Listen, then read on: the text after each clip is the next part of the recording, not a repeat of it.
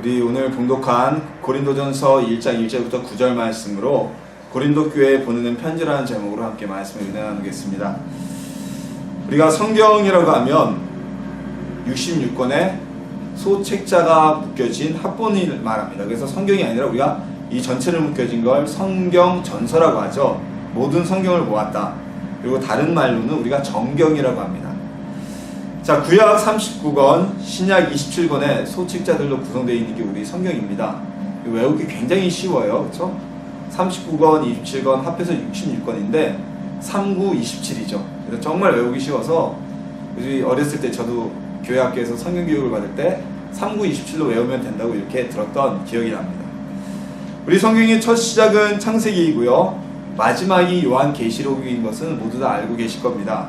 이건 뭐 상식이고, 그리고 가장 먼저 쓰여진 성경과 가장 마지막 쓰여진 성경, 즉 창세기와 요한계시록 사이에는 약 1500년이라는 시간의 차이가 있습니다.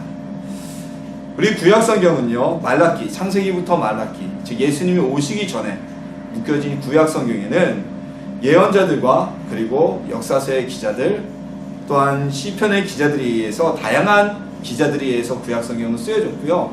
신약 성경은 예수님의 제자들, 사도들과 또한 사도 바울에 의해서 대부분 쓰여졌습니다. 우리는 성경을 쓴 인물들을요, 저자라고 하지 않고 기자라고 부릅니다.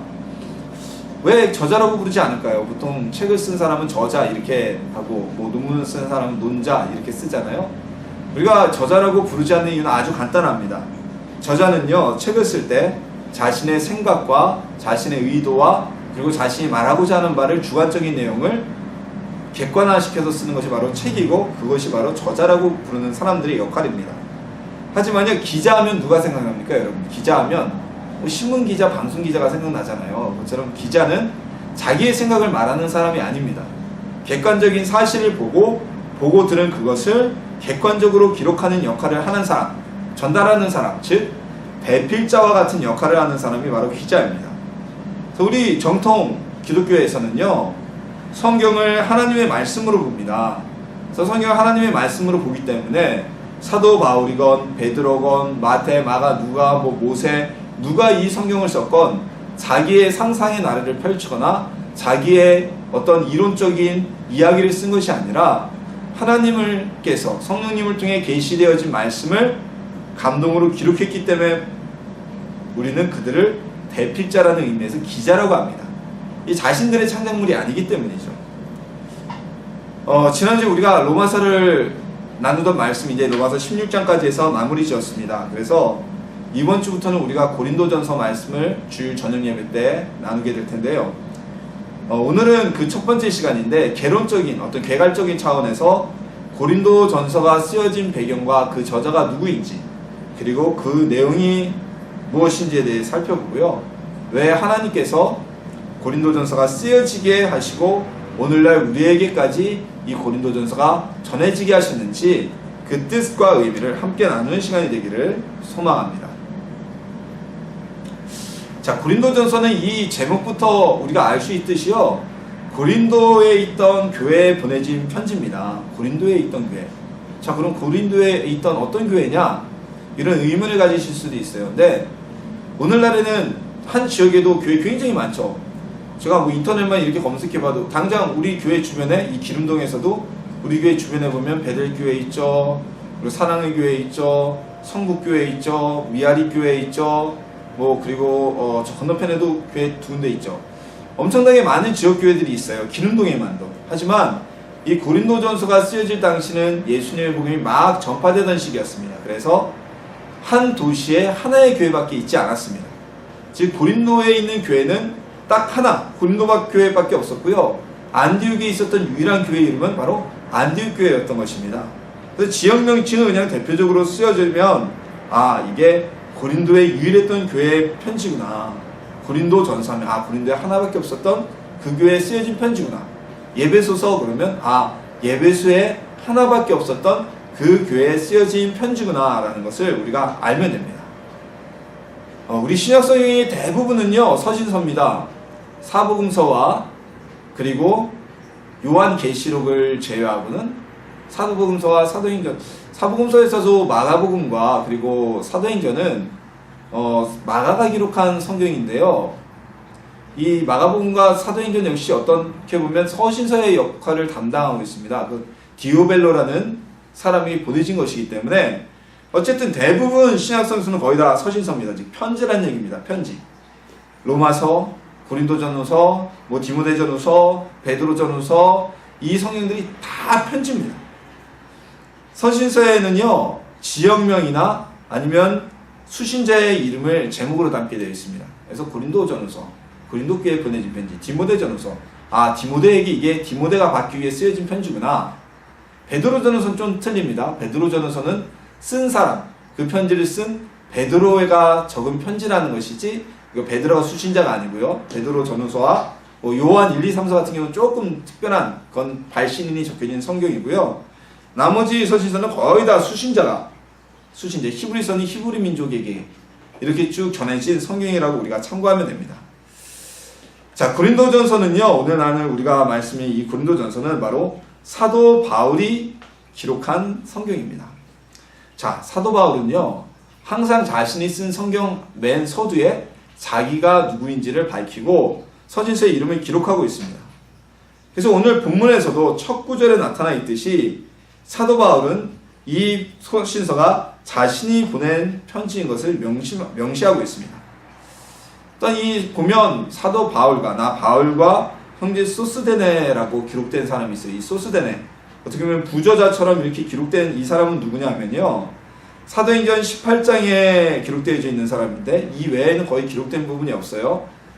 사도행전 18장에서 고린도에 있었던 유대인 회당의 회당장이었던 사람이라고 추측이 되어집니다. 아마 동일 인물이라고 우리가 보고 있는데요. 사도행전 18장에 보면 유대인들이 사도 바울을 고발을 합니다. 관원에게. 그런데 그 관원에게 고발한 소송을 그 로마 관원이 기각을 하게 되죠. 그래서 그 분풀이를 누구에게 하냐면 소스데네라고 했던 회당장에게 합니다. 그가 유대인들에게 집단 폭행을 당하게 됩니다. 아마도 오늘 고린도서에 기록된 것과 사도행전 18장에 기록된 내용을 연관해 보면 바울이 거의 다 복음을 전할 때는 디아스포라라고 그러죠. 로마의 각 식민 도시에 있었던 유대인 공동체에서 회당에서 특별히 복음을 제일 먼저 전했습니다. 왜냐하면 그 회당에는 유대인들이 모여들었기 때문에 바울이 이방인을 위한 선교를 하였지만 늘 그의 마음은 유대인들과 함께했죠. 그리고 유대인들에게 먼저 복음이 전해지고 기반을 닫고 이렇게 전도를 하는 경우가 많았어요. 이 고린도 교회도 마찬가지였고요. 자, 그렇기 때문에 사도 바울이 아마 고린도 회당에서 복음을 전할 때 이 소스데나라는 회당장이 그것을 막지 않고 방치했다고 해서 아마 집단 폭행을 하고, 이 소스데네는 하나님의 구원을 받은 바울의 전도를 받아서 회심한 성도가 되지 않았을까 생각이 됩니다. 어쨌든 이 소스데네는 고린도에 있어서 그렇게 보면 상당한 유력한 인물입니다. 유대인 공동체에서 회당장이라는 것은 굉장한 유력자들이 올라가는 자리이기 때문에 굉장히 유력한 인물이라고 추정됩니다. 우리 고린도 교회는요, 어떻게 세워진 교회냐면 앞서 바울이 고린도에 와서 로마로부터 박해를 피해 나오게 된 브리스길라와 아굴라 부부와 함께 개척되어진 교회입니다. 자, 브리스길라와 아굴라와 브리스길라, 둘 중에 누가 남편일까요? 아굴라가 남편입니다. 근데 보통 성경에서는 브리스길라라는 이 부인의 이름이 먼저 기록되어져 있는데요. 이들은 로마에 살던 유대인이었는데 이들이 로마로부터 나올 수밖에 없었습니다. 황제의 명령에 의해서. 그래서 고린도에서 천막을 깃는 자였는데 고린도에서 거주할 때 바울의 전도를 받고 회심을 하게 돼서 바울이 그 집에서 기거하면서 복음을 전하게 되고 또 그곳에 교회가 세워지게 됩니다. 이 브리스길라와 아굴라 부부는요, 나중에 자신의 집을 예배당으로, 즉 예배 장소로까지 제공하기도 했습니다. 이 소아시아 대부분의 교회가요, 바울의 선교에 의해서 개척된 교회였어요. 물론 안디옥 교회와 같이 또한 로마 교회와 같이 바울에 의해서 직접적인 영향에 의해서 개척되어지지 않은 교회들도 있었습니다. 하지만 이 고린도 교회 같은 경우는 바울에 의해서 직접 개척되어진 교회였기 때문에 아무래도 조금 더 남다른 애정이 있는 교회였을 겁니다. 바울은요, 고린도 교회의 소식을 듣고 예배소에 있다가 이 고린도전서 편지를 보내게 됩니다. 이 바울은 고린도전서를 통해서 교회에게 원하시는, 고린도 교회가 처한 문제와 어려움에 대한 답을 주면서 예수님이 원하시는 교회의 모습을 전하고 있습니다. 오늘 고린도 전서에는 어떤 내용이 담겨져 있을까요? 우리 고린도 전서의 내용을 쭉 1장부터 살펴보면요, 오늘날 우리 현대 교회에서도, 그리고 앞으로 미래의 교회에서도 나타날 수 있는 문제들에 대한 답을 주고 있는 성경이 바로 고린도 전서라고 할 수 있습니다. 오늘날에도 교회는요, 다양한 계층이 함께하고 있습니다. 그렇죠? 교회는 계층에 뭐 격이 없는 것이잖아요. 이거 아주 바람직한 교회의 모습입니다. 만약에 교회에, 어느 교회는 부자들만 모인다거나, 어느 교회는 아주 가난한 사람들끼리만 모인다거나, 어느 교회는 뭐 재산이 얼마 이상인 사람들만 모인다거나, 어느 교회는 정말 똘똘하고 지식이 많은 사람들만 모인다면 이건 좀 문제가 있는 거예요. 하나님의 교회는 예루살렘, 우리가 지난주 수요일날 나는 예루살렘 교회 공동체도 그랬고, 빈부격차, 그리고 학식의 격차, 남녀노소의 차별이 없는 것이 교회 공동체입니다. 바울 당시의 교회들은요, 오늘날 이렇게 보편적으로 우리가 알려져 있는 이런 모임의 성격보다 훨씬 더 획기적인 모임이 바로 교회 공동체였습니다. 이 교회는 노예와 그 노예의 주인이 함께 앉아서 예배를 드릴 수 있었고요, 귀족과 평민들이 어울려서 함께 예배를 드렸습니다. 이거는 당시로서는 상당히 획기적인 일이 아닐 수가 없었어요. 마치 우리나라에도 처음 교회가 설립되고 예배를 드려질 때 어떻게 했습니까? 남녀 7세 부동석이라고 해서 가운데 이렇게 하얀 막을 치고서 남자와 여자가 따로 앉아서 예배를 드리거나, 아니면 기역자처럼 이렇게 생긴 건물에서 목사님이나 선교사님이 가운데 서서 말씀을 전하고, 뭐 좌측에는 여성, 우측에는 남성, 이렇게 앉아가지고 예배를 드렸다든지. 왜냐하면 이게 섞일 수가 없었기 때문이죠. 한 남녀가 한 곳에서 예배를 드린다는 것 자체도 굉장히 획기적인 일이었는데, 이것처럼 모든 이런 계층의 벽, 사회적인 벽을 그리스도인의 공동체인 교회는 우리 로마 시대 당시 무려 2000년 전에 이거 완전히 무너뜨린 겁니다. 자, 사회나 계층이나 경제적으로 모두 다른 위치에 있던 사람들이 하나의 공동체로 모인다. 이것은 당시로서는 상상할 수도 없었던 일입니다. 여러분, 오늘날 우리나라나 전 세계적으로 우리가 이제 뭐 사회나 계층의 차별이 없다고 해서 뭐 학교 모임이라거나 학교를 진학하는 것이거나 아니면 뭐 동호회 모임을 하는데 어떠한 제한도 없이 우리가 참여를 하지만요, 실질적으로 역사적으로 보면 이런 모임이 갖춰진 지가 채 100년이 되지 않습니다. 서구 문화를 봐도요, 발전하고 민주주의와 어떤 개인의 인권이 성장되었다 했던 서구에서도 여성의 참정권, 여성의 선거권이 인정받은 지는 100년이 조금 넘습니다. 그리고 미국 같은 가장 민주주의에 앞서 있고 인권에 앞서 있었다고 그러는 미국도요, 1960년대까지, 60년대 초반까지 흑인과 백인이 한 교회에서 예배드릴 수가 없었고요, 흑인과 백인이 같은 버스에 타지를 못하는 일부 지역에서 그런 인종차별이 존재하고 있었어요. 계층의 벽이 존재하고 있었어요. 그런데 20세기 전에, 거의 2000여 년 전에 주인과 노예가 함께 예배를 드리고, 남녀가 함께 모여 예배를 드리고, 부자와 가난한 자, 로마의 귀족과 평민이, 노예가 함께 모여 떡을 떼며 예배하며 형제와 자매라고 이야기하는 것은 바로 이 교회밖에 없었습니다. 이건 어디에도 없었던, 당시 시대에 어디에도 나타나지 않았던 굉장히 특별한 공동체였습니다. 우리가 지난 수요일 저녁 예배에서 예루살렘 교회 공동체에 대한 말씀을 나눴습니다만, 이 예루살렘 교회 공동체는 그 주축된 멤버들이 오순절 마가다라 각방에 성령의 체험을 한 성도들이었습니다. 그들이 중심이었어요. 그리고 예루살렘 교회에 전도되어서 합류하는 성도들 역시 사도들의 가르침을 따라 기도하며 그들이 성령의 체험을 하였습니다. 하지만 이 오늘 본문의 편지를 받는 고린도 교회 공동체는요, 조금 다릅니다. 이 고린도 교회 공동체는 오순절의 역사와 같은 집단적인 성령 체험이 없었다고 볼 수 있습니다. 거의 없었을 겁니다. 아무래도 뭐 브리스길라와 아굴라와 같이 사도 바울과 만나서 개별적으로 성령의 충만함을 받았지만, 예루살렘 교회처럼 한 120명이 한꺼번에 성령 충만함을 받는 이런 공동적인 집단적인 성령의 체험의 역사가 없었을 것이에요. 자, 그렇다 보니까 문제가 생기는데, 모든 성도들이 모여서 한꺼번에 예루살렘 교회처럼 120명이 성령 충만함을 받고 그들이 주축이 되면 흔들리지 않겠지만, 물론 이 고린도 교회도 중심되는 인물들은 성령의 충만함을 받고 체험을 받았지만, 많은 사람들이 모이다 보니까 모든 성도들이 성령의 충만을 받지는 못하였고요. 그리고 교회 공동체의 핵심적인 모습들, 그리스도인의 공동체에서 핵심이 되는 모습들이 왜곡되어져 나타나기 시작했습니다. 하나님께서는요, 그 모습을 보시고 사도 바울의 손을 통해서 이 고린도전서를 기록하게 하셔서 왜곡되어진 고린도 교회 공동체의 모습이 다시 회복되어지는, 하나님이 기뻐하시는 모습으로 바로잡을 수 있는 매뉴얼을 제공해 주신 것입니다. 고린도전서는 바로 그러한 목적으로 기록된 성경입니다. 우리 고린도전서에 기록된 교회 공동체의 모습은요, 오늘날의 교회 공동체에서도 나타날 수 있고요, 미래 교회에서도 나타날 수 있는 모습입니다.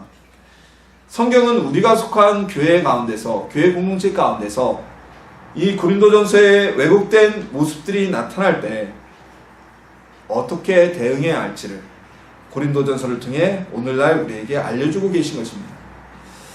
자, 그럼 고린도 교회에 어떠한 문제들이 있었기 때문에 하나님께서는 고린도전서를 바울을 통해 쓰게 하셨을까요? 대략적으로 살펴보면요, 첫 번째로는 파벌 문제가 있었습니다. 이 고린도 교회 내에는요, 바울로부터 사사를 받은 계열이냐, 바울로부터 전도를 받은 계열이냐, 아볼로로부터 전도를 받은 계열이냐에 따라서 바울파와 아볼로파로 파벌이 나눠져 있었습니다. 요즘 교회에도 가끔가다 보이는 모습이죠. 나는 장로파입니다. 나는 목사파입니다. 나는 원로 목사파입니다. 자, 가장 안 좋은 분열의 모습입니다. 교회 공동체의 분열은요, 사단이 심어놓는 겁니다. 분열된 공동체는 하나가 될 수가 없습니다. 요즘 교회에서도 쉽지 않게 나타나는 모습인데요, 고린도전서에서는 파벌 문제에 대해서 바울이 언급을 하게 됩니다. 이 문제를 해결하기 위한 방안을 제시합니다. 두 번째로 음행의 문제가 나타났습니다.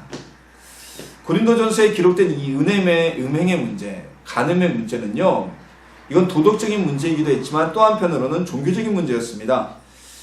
오늘날에는 음행의 문제가 있다면 이건 전적으로 도덕적인 문제고 법적인 문제가 되지만, 이 당시 고린도 교회가 세워졌던 이 로마 시대 당시에는요, 대부분의 우상 제의에는 남녀 간의 성행위가 포함되어져 있었습니다. 자, 그래서 여러분, 하나님께서 바울과 아세라를 섬기는 것을 굉장히 싫어하셨고, 이스라엘 민족이 바울과 아세라를 섬기면서 음행을 행했던 것이 무엇이냐면, 이 바울은 비를 내리는 신이고요, 아세라는 대지의 신입니다. 그래서 바알이 아세라에게, 땅의 대지의 신에게 비를 내릴 때, 팔레스타인이 굉장히 건조한 기후잖아요. 싹이 나고 제대로 열매를 맺잖아요. 그래서 그걸 상징화하는 남녀 간의 성행위가 바울 제의와 아세라 제의에는 꼭 들어가 있었습니다. 그뿐만이 아닙니다. 이 고린도뿐만이 아니라 많은 지역에서 보면 아테나 여신인가요? 아덴 여신인가요? 그 여신의, 고대에서 발견된 그 여신의 발굴된 상을 보면요, 젖가슴이 20몇 개가 이렇게 달려있어요. 즉 풍요의 상징으로, 많은 자녀를 먹일 수 있다는 풍요의 상징으로 그 젖가슴이 많이 달려져 있는데, 이건 또 한편으로는 어떤 고대 사람들은 풍요로 곡식의 많이 남, 그리고 양이 새끼를 많이 낳는 이것을 남녀 간의 성적인 행위로 표현하고자 했습니다. 그래서 모든 우상의 제의에는요, 당연시되게 남녀 간의 성관계가 포함되어 있었어요. 이 고린도 교회에서 남녀 간의 음행이 일어났다는 것은 첫 번째로는 하나님께서 만드신 결혼의 순수성을, 결혼의 법칙을 파괴하는 것이기도 했지만요, 두 번째로는 우상의 제의, 기독교를 제외한 거의 대부분의 종교에서 가지고 있었던 우상의 제의의 모습이 끊어진 경우나 마찬가지였습니다. 이래서 성도들 사이에 있었던 이 간음의 문제에 대해서 바울은 언급하고 있습니다. 세 번째로 교회 내에 다툼의 문제가 있었습니다.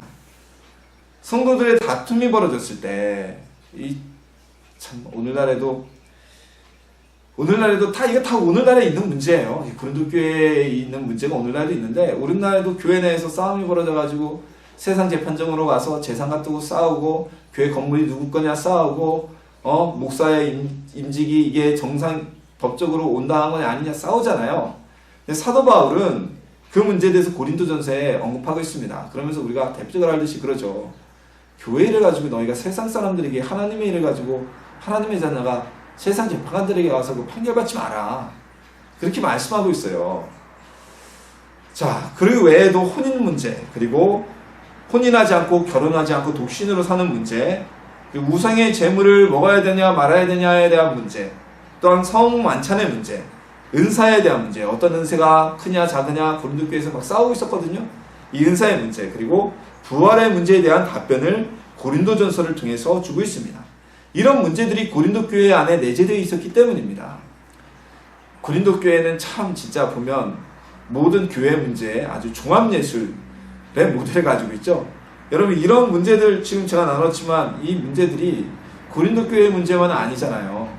오늘날 우리의 교회들 속에서도 나타날 수도 있고, 또한 오늘날 우리의 교회 속에서도 분명히 포함되어져 있는, 나타나고 있는 현상적인 문제입니다. 이 문제에 대해서 하나님은 고린도 교회를 통해서 우리에게 올바른 해답을 전해주고 계신 겁니다. 그렇기 때문에 이 고린도전서는 오늘날 교회 공동체에게 주어지는 매뉴얼입니다. 매뉴얼. 모든 일은요, 매뉴얼대로 하면 어떠한 문제가 발생해도 조속히 해결할 수 있습니다. 우리가 참 가슴 아픈 일이죠. 세월호 참사가 벌어졌을 때 가장 강력하게 비난됐던 게 무엇입니까? 위기 대응 매뉴얼이 없었다는 거죠. 그렇게 커다란 배가 침몰할 때 어떻게 구조해야 되는지, 어떻게 대처해야 될지, 누가 상황을 통제해야 될지, 그것에 대한 매뉴얼이 없었기 때문에 어떻게 보면 그런 큰 피해를 입지 않아도 될 일이 어마어마한 피해를 입게 되었다는 그런 얘기가 나오지 않습니까? 모든 일은 매뉴얼대로 행하면요, 문제가 발생하지 않고요, 혹여 문제가 발생했더라도 조속히 해결할 수가 있습니다. 성경 말씀은요, 우리 삶의 매뉴얼입니다. 고린도전서는 그 중에서도 우리 교회 공동체에게 주는 매뉴얼입니다. 사도 바울을 통해서 하나님께서 주신 매뉴얼을 우리 정확하게 익히고 이 고린도전서를 나누는 동안에, 그리고 그 매뉴얼대로 우리 교회 공동체가, 에셀나무 쉼터교 공동체가 움직이는 모습을 갖기를 소망합니다. 자, 그런데 이 고린도 교회는 한 가지 특징이 있었어요. 제가 이 특징만큼은 좀 담고 싶어서 오늘 말씀을 나눕니다. 이 고린도 교회가 문제가 참 가득한 교회였어요. 어쨌든 오늘날 교회에서 나타나는 모든 문제의 종합병동 같은, 다 담고 있는 교회였지만, 이 교회는요, 한 가지 특징, 한 가지 바람직한 점은 있었는데 강렬하게 은사를 사모하는 교회였습니다. 이 고린도전서 후반부에는 은사에 대한 문제가 언급되어져 있습니다. 왜냐하면 이 고린도 교회 성도들은 은사를 사모하는 것까지는 좋았는데, 은사를 사모하다 더한 나머지 조금 더 과했어요. 중과부적이라고, 내가 받은 은사가 더 크다고 서로 패를 나눠서 싸우기 시작합니다. 예언받은 사람들이 내가 예언의 은사가 더 뛰어나다, 방언 통변 받은 사람들이 방언 통변 은사가 더 위대한 거다, 뭐 병 고치는 사람들이 신의 은사가 더 뛰어난 거다라고 다투기 시작했어요. 그게 문제가 됐어요. 은사를 사모하지 않는 교회는요, 은사에 대해 관심 자체도 없습니다. 그렇죠? 은사에 관심도 없는데 뭐 사모하지 않는데 누가 방언을 받았거나 예언을 받았거나 뭔 상관이에요. 그렇지만 이 고린도 교회는요, 여러 가지 문제는 있었고, 결국 그 은사 때문에 문제는 나타났지만 성령의 은사를 사모하며 추구하던 교회였다는 것입니다. 오늘날 우리나라 교회가 부흥이 주춤한 이유가 여럿이 있다고들 이렇게 교회 성장학자들에 의해서 분석이 되어지는데, 그 중에 하나는 한국 교회에서는 더 이상 성령의 은사에 대한 사모함이 없다, 많이 줄어들었기 때문이라고 분석하고 있습니다. 자, 은사의 사모가 줄었다는 것이 무엇일까요? 이것은 바로 성령의 충만함에 대한, 성령의 역동성에 대한 사모함이 줄어들었다는 것과 같은 의미를 갖고 있다고 생각이 되어집니다. 자, 예를 들어서요, 과거 우리나라 교회가 폭발적인 성장을 할 때, 1970년대부터 80년대까지를 한국교회의 대부흥기라고 얘기를 하는데요, 그때 굉장히 한국교회가 크게 성장을 했고 부흥을 했고, 심지어는 그때는요, 1970년대에서 80년대는 교회 개척하면, 오늘날에는 뭐 교회를 개척하면 다 뜯어 말리잖아요. 우리 교회도 개척교회지만, 교회 개척하면 안 된다. 힘들다. 뜯어 말리지만, 그래도 70년대, 80년대에는 물론 교회 개척이 쉽지는 않았지만, 오늘날보다 훨씬 더 어려운 과정을 겪긴 했지만, 교회를 개척하면 거의 다 성장하는 교회를 이렇게 쓸 수 있었어요. 많은 교회들이. 그만큼 붕괴의 시기였는데 그 시기에 보편적인 모습이 하나 있었습니다. 무엇이냐면요. 방언의 은사를 받기 위해서 방언을 못 받으신 분들은 그걸 사모해서 기도원에 가서 막 3일씩 금식하면서 방언의 은사를 받고 오고 그러셨어요. 그만큼 하나님의 은사를 받는 것이 보편적인, 그게 특별한 일이 아니었어요. 방언 받기 위해서 기도원 가서 금식 기도하고 이게 전혀 특별한 일이 아닐 정도로 하나님의 성령의 역사하심에 대한 그 사모함이 뜨거웠던 시기였습니다. 자, 그때가 바로 우리나라가 가장 부흥하던 시기였어요. 근데 지금은 어떻습니까? 지금은 뭐 방언에 대한 사모함도 별로 없고요. 뭐 방언 안 받아도 신앙생활 하는데 문제 없고, 굳이 뭐 신유의 은사 받아야 되냐, 병원 가면 되고, 그래도 신앙생활에 어려움은 없다라고 이야기를 합니다. 물론 그렇습니다. 우리가 방언의 은사를 받지 않아도 우리가 신앙생활을 하는데 전혀 지장이 없고요. 구원의 문제에도 전혀 지장이 없습니다. 방언을 받아야 구원받는 게 아닙니다. 하지만 방언의 은사는요, 우리가 이렇게 얘기하기를, 보편적으로 얘기하기를 하나님께서 우리에게 주시는 은사 중에 가장 보편적이고 가장 많은 사람들이 받는 은사라고 얘기를 합니다.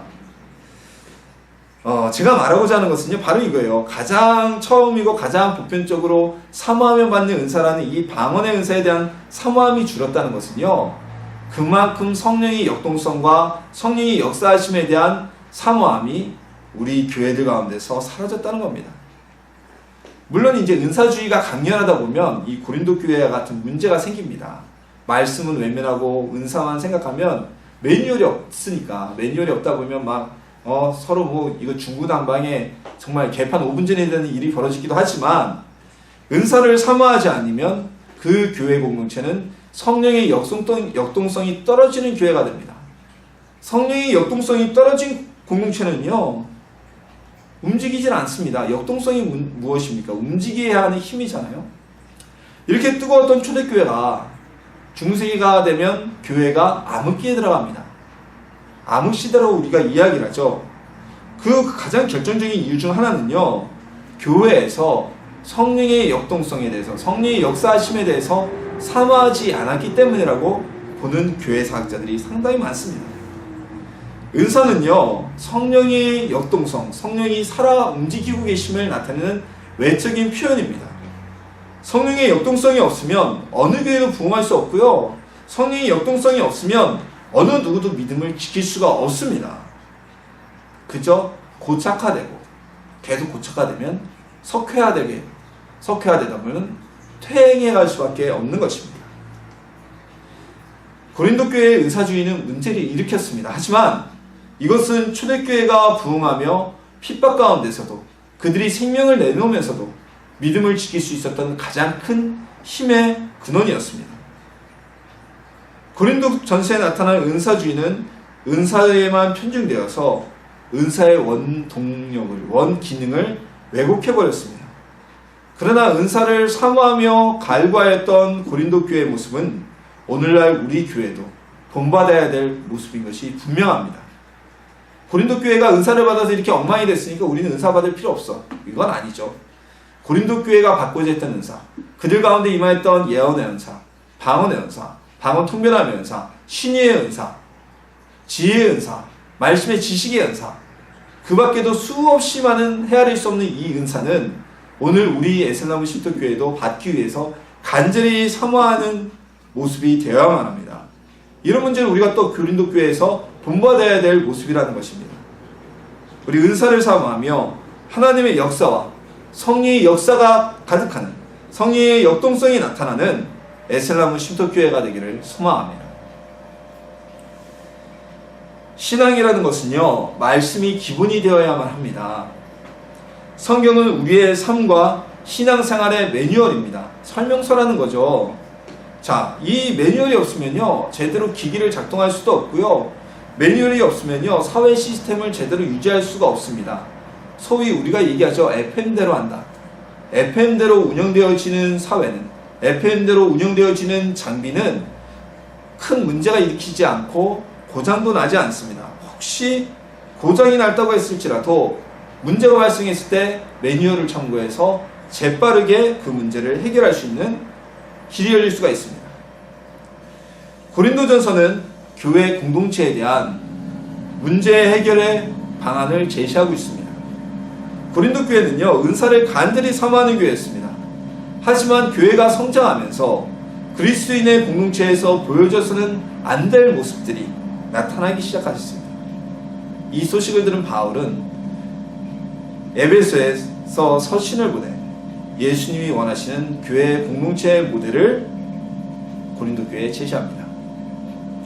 모든 성경이 그렇지만 고린도전서는요, 과거 2000여 년 전에 고린도 교회에만 주어진 말씀이 아닙니다. 오늘날 우리의 교회 공동체, 그리고 앞으로 우리 교회 공동체에 올 수 있는 문제에 대해서 주어진 하나님의 말씀입니다. 우리 교회가 어떤 방향으로 나가야 될지, 우리 교회에 혹시 문제가 발생했으면 그 문제를 어떻게 해결해야 될지를, 대처해야 될지를 알려주는 말씀이 바로 고린도전서입니다. 우리 고린도전서를 나누면서요, 이제 오늘부터 이번 주부터 고린도전서 말씀을 나눌 텐데, 고린도전서 말씀을 기반을 삼아서 하나님이 기뻐하시는 건강하고 사랑이 넘치며 성령의 역동성이 나타나고 은사가 나타나는 바른 교회 공동체를 이뤄가기를 예수님의 이름으로 축원합니다.